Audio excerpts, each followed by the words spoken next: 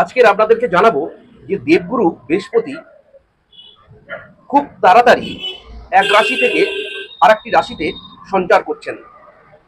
তো এইবার 14ই মে রাত 9:55 পর দেবগুরু বৃহস্পতি বৃষ রাশি ছেড়ে উনি মিথুন রাশিতে প্রবেশ করছেন।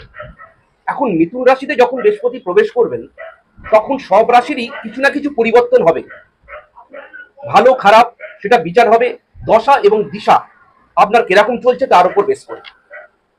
এইবার মিথুন রাশিতে যখন বৃহস্পতি অবস্থান করবেন তখন বৃহস্পতি 3টি নক্ষত্রের উপর দিয়ে পাস করবেন, মৃগশিরা, আদ্রা এবং পুনর্বসু। এদের যথাক্রমের অধিপতি মঙ্গল, রাহু, বৃহস্পতি।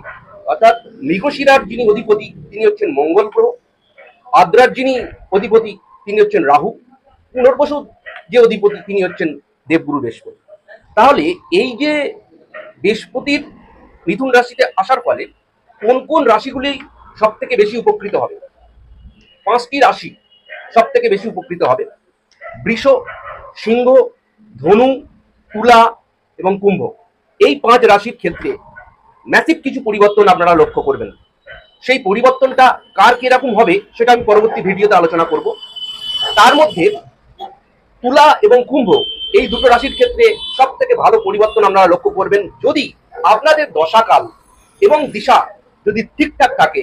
তাহলে এই 2025-এর মে মাসের পর থেকে আপনাদের মনের ইচ্ছা অনেক অংশে পূর্ণ হতে চলেছে। সকলে খুব ভালো থাকবেন, সুস্থ থাকবেন।